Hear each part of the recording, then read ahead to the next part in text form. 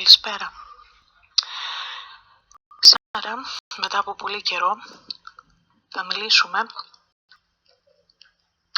για ένα αληθινό συμβάν,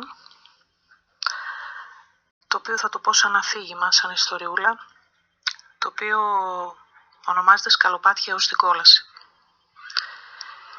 Πρόσφατα, πρωί, πηγαίνοντας στη δουλειά,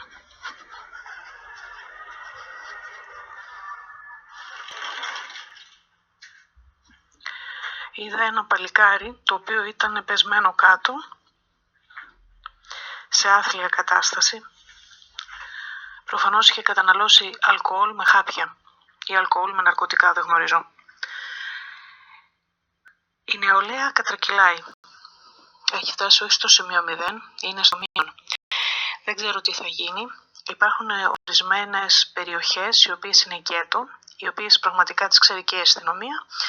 Συγκεκριμένα άτομα τα οποία κατάγονται από συγκεκριμένο, πώς να το πω τώρα, για να μην φανεί ρατσιστικό αυτό που θα πω, γιατί δεν είμαι ρατσίστρια, για όνομα του Θεού, από ένα συγκεκριμένο τέλος πάντων συνάφι ανθρώπων. Θα καταλάβουν αυτοί που πρέπει να καταλάβουν. Και το λέω γιατί έχω αποδείξεις. Λοιπόν, ας μιλήσω λοιπόν για αυτό το συμβάν, το οποίο είναι αληθινό συμβάν.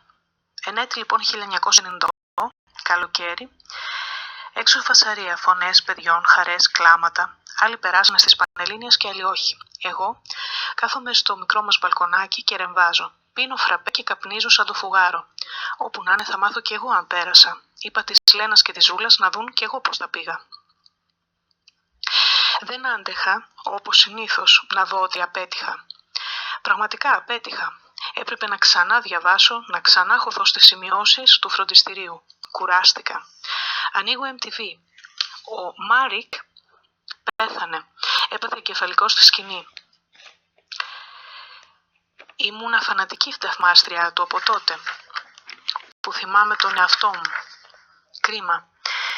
Νεότατος, στα 20 του ήταν, όταν ξεκίνησα να παρακολουθώ τις συναυλίες του με μία μπάντα να παίζει ηλεκτρική κιθάρα, μπάσο, δύο να τραγουδούν και όλοι μαζί.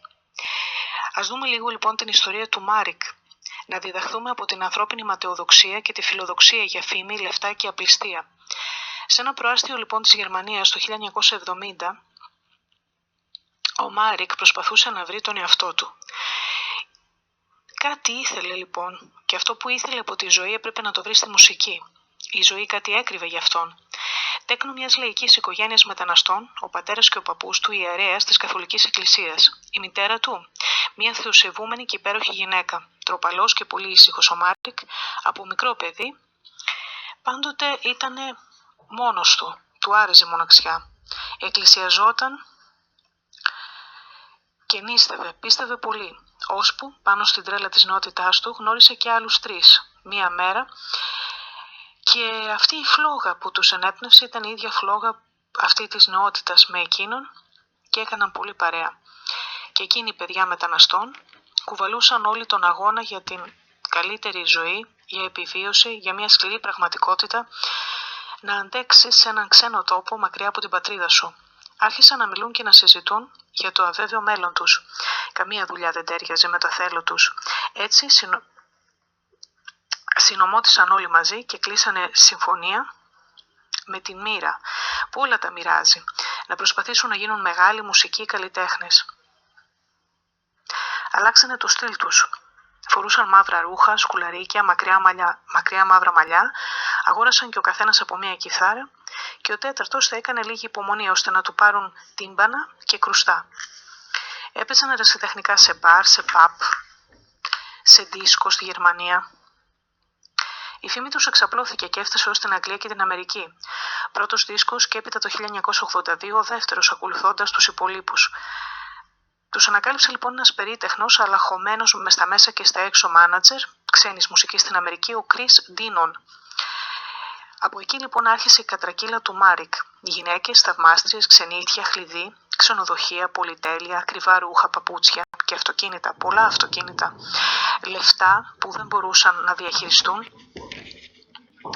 και έπεσαν με τα μούτρα λοιπόν στην κρεπάλη σε μια ελιστική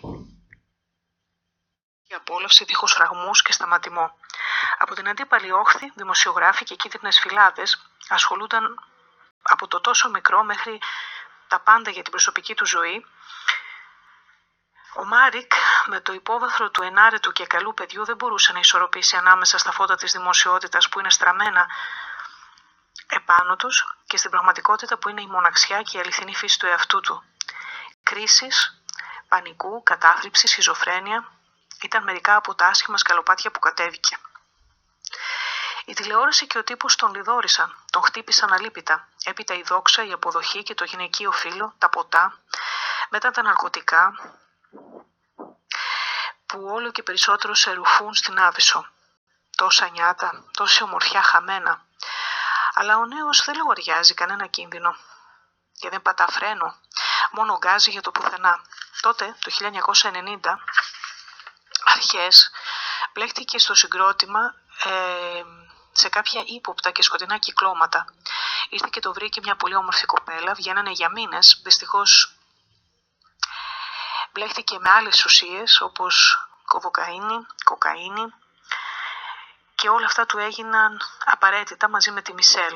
Ένα βράδυ λοιπόν, λίγο πριν κοιμηθούν μαζί του, είπε να την ακολουθήσει και εκείνο το βράδυ επαναλήφθηκε σε πολλές νύχτες. Ο Μάρικ λοιπόν έχανε μέρα με τη μέρα τα λογικά του, είχε παραισθήσεις, έβλεπε δαίμονες, ξωτικά, κέρατα να τον κυνηγούν ξύπνιο και άλλα και στον ύπνο του. Δεν εμπιστευόταν κανέναν άνθρωπο. Πήγε στον γιατρό διότι άρχισε να φτύνει και αίμα. Ο γιατρός τον βρήκε διάφορες αρρώστιες, τον χτύπησε το καμπανάκι του κινδύνου για την καρδιά του, για την πίεσή του. Θα χάσεις τη ζωή σου ξαφνικά. Να σταματήσεις αμέσως τις ουσίες και την κατανάλωσή τους. Όμως κορόιδευε το γιατρό, δεν τον πίστεψε. Έτσι, σε μια καλοκαιρινή νύχτα του 1998 ξεψύχησε πάνω στη σκηνή. Έπεσε κάτω και δεν ξανασηκώθηκε. Έτσι άδοξα έχασα τη ζωή του από εγκεφαλική αιμορραγία. Στενοχωρήθηκα. Μα τι μπορούσα εγώ να κάνω? Θα ακούω τα τραγούδια τους, την υπέροχη μουσική του. Άφησε πολύ καλό και μεγάλο έργο. Η δόξα, το χρήμα και η αναγνωρισιμότητα δεν μπορούν να διαχειριστούν όλοι οι άνθρωποι. Ίσως πολύ λίγοι μπορούν να αντισταθούν σε αυτόν τον ύπουλο πειρασμό. Τα νιάτα δεν κρατούν για πάντα.